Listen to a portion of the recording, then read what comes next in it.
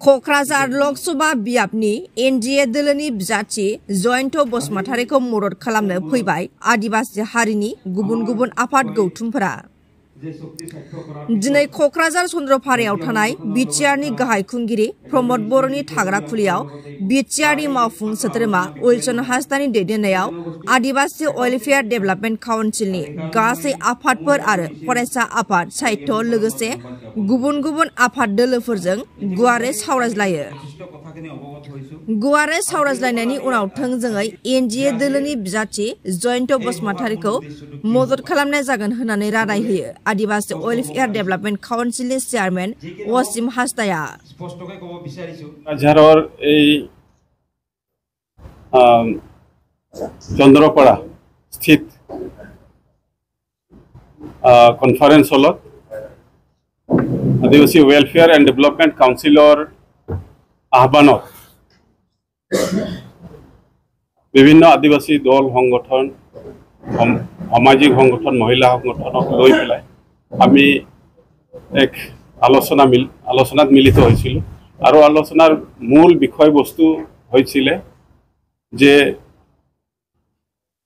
অহা লোকসভা নিৰ্বাচনৰ যি তৃতীয় পৰ্যায়ৰ যি ভোটাভোট আছে 7 তাৰিখ 7 মে যি ভোট অনুষ্ঠিত হ'ব বিশেষকৈ আমাৰ কোকৰাঝাৰ লোকসভা সমষ্টিৰ কাৰণে আমি বিভিন্ন দিশত বিভিন্ন ধৰণৰ আলোচনা আগবঢ়ালো। আলোচনাৰ মৰ্মে আমি এটাই সঠিক সিদ্ধান্তত আহিব পাৰিলো যে আমাৰ যি জাতীয় সমস্যাসমূহ আছে সন্মুখত আদিবাসী জাতীয় বহুত সমস্যা আছে এই সমস্যাসমূহ সমাধান কৰিবলৈ হ'লে আমি চৰকাৰৰ লগত থাকিবই লাগিব আৰু চৰকাৰৰ লগত থকা মানে যেহেতু এনডিএ চৰকাৰ হয় ইয়াত তিনিটা ৰাজনৈতিক দল একগোট হৈ পেলাই এজন প্ৰাৰ্থী নিক্ষেপ কৰিছে আৰু তেখেত হ'ল জয়ন্ত বসুমতাৰী।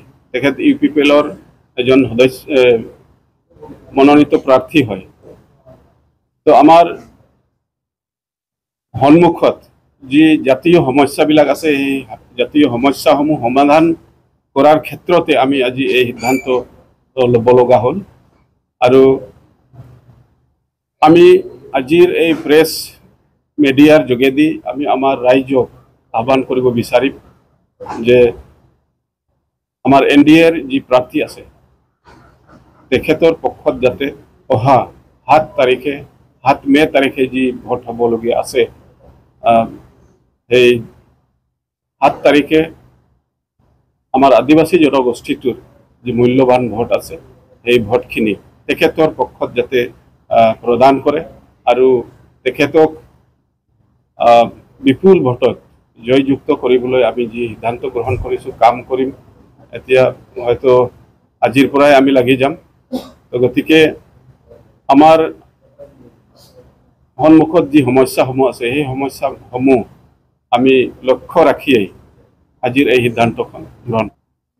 নিশ্চয়কৈ আমাৰ জনজাতিকৰণৰ ক্ষেত্ৰত আমাৰ ক'বলগীয়া এইখিনিয়ে আছে যে বিগত 2023 চনৰ 15 ছেপ্টেম্বৰ তাৰিখে যি আমাৰ 22 চনৰ 15 ছেপ্টেম্বৰ তাৰিখে যি আমাৰ ঐতিহাসিক আদিবাসী একৰ্ড হৈ গ'ল সেই একৰ্ডৰ 1 নম্বৰ দফাতে আমাৰ জনজাতিকৰণৰ কথা আছে দাবী আছে।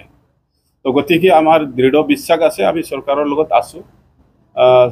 নিশ্চয়কৈ সময় সাপেক্ষে আলোচনাৰ মাধ্যমতেই এই আমাৰ মুখ্য যি দাবী আছে এইটো নিশ্চয়কৈ এদিন সমাধান হ'ব।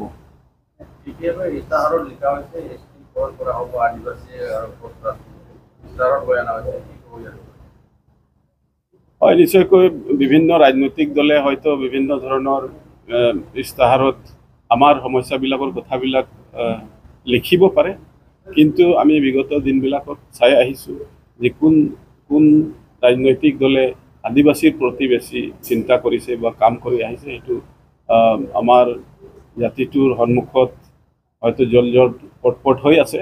গতিকে আমি তেওঁলোককো ধন্যবাদ দিম যদি তেওঁলোকৰ যি ইস্তাহাৰত যি তেওঁলোকে জনজাতিকৰণৰ কথাটো লিখিছে যদি আমাৰ কাৰণে যদি ভাল চিন্তা কৰিব পাৰিছে তো আমি তেওঁলোককো ধন্যবাদ দিম, কিন্তু আমাক নালাগে যে তেখেতসকলে আমাৰ সমস্যাবিলাক সমাধান কৰিবলৈ আগবাঢ়িব।